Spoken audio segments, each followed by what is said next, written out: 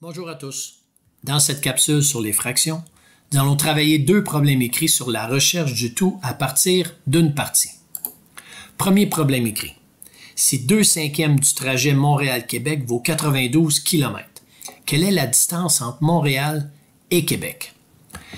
Puisque 2/5 du trajet vaut 92 km, on va devoir travailler avec des fractions. Je vous encourage à venir faire une petite représentation linéaire ici de la distance entre Montréal et Québec. Et puisqu'on parle de cinquième, on est venu séparer cette distance en 5 parties équivalentes, donc de même longueur. Si 2/5 du trajet Montréal-Québec vaut 92 km, on va donc venir identifier 2 parties sur 5 de notre tout et on va attribuer 92 km pour 2 parties. Maintenant, si on veut trouver la distance Montréal-Québec, il va donc falloir trouver la distance des 5 parties au total. On va donc premièrement venir chercher la distance ou la longueur d'une partie et par la suite, on multipliera par 5 pour trouver la distance Montréal-Québec. Donc, on identifie la longueur d'une seule partie et pour la trouver, on va diviser 92 km par 2 puisque 92 km, c'est 2 parties sur 5. Donc, en faisant 92 divisé par 2, on obtient 46. 46 km, c'est donc la longueur d'une partie de notre trajet Montréal-Québec.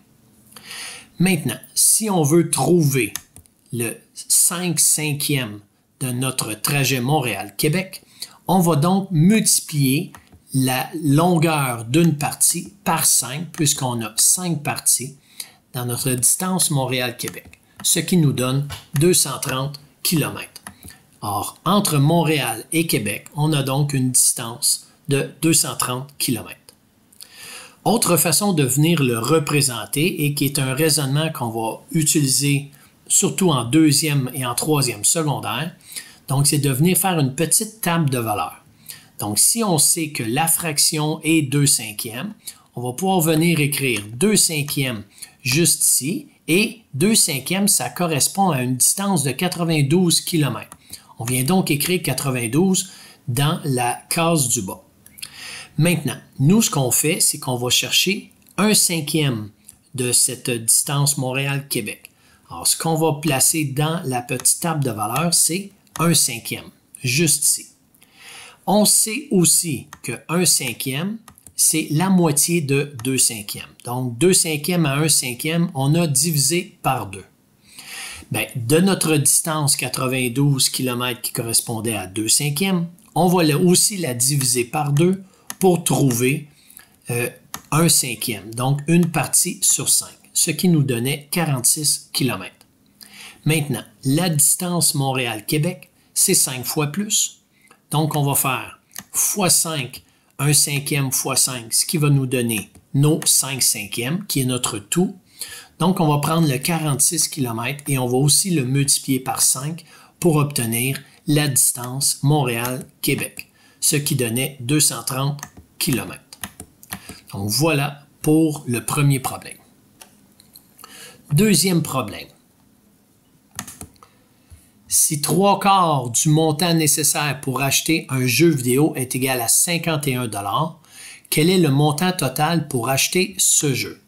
Bon, ce qu'on va faire dans un premier temps, c'est qu'on va venir répartir les 51 $ sur 3 parties sur 4 de notre tout ici, qui a été séparé en 4 parties égales.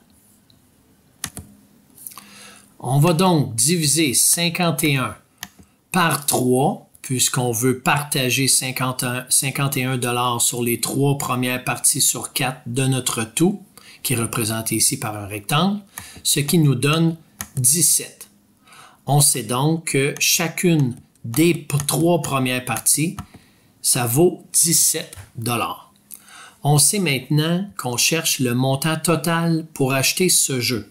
Donc, le montant total pour acheter ce jeu, étant donné qu'il y a 4 parties dans notre tout, on va donc prendre le montant pour une partie, qui est 17, et on va multiplier par 4, ce qui nous donne 68 $. Donc, si on ajoute un 17 $ pour la quatrième partie de notre tout, bien, on obtient un montant total de 68 $. Donc, voilà une façon de faire pour résoudre ce problème. L'autre façon que je vous propose, c'est de l'étudier avec une petite table de valeurs. On sait que 3/4 du montant correspond à 51 $. Nous, ce qu'on cherche dans un premier temps, c'est 1/4 du montant. 1/4 du montant, on va prendre 3/4 puis on va diviser par 3 pour obtenir 1/4.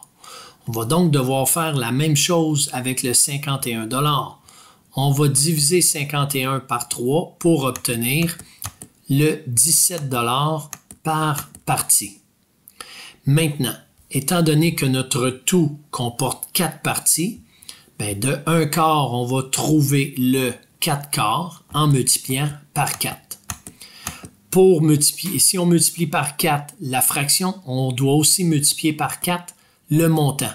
Donc, notre 4/4 pour notre fraction va donc prendre 17 $ qui correspond à 1/4. On va le multiplier par 4, ce qui va nous donner 68 $.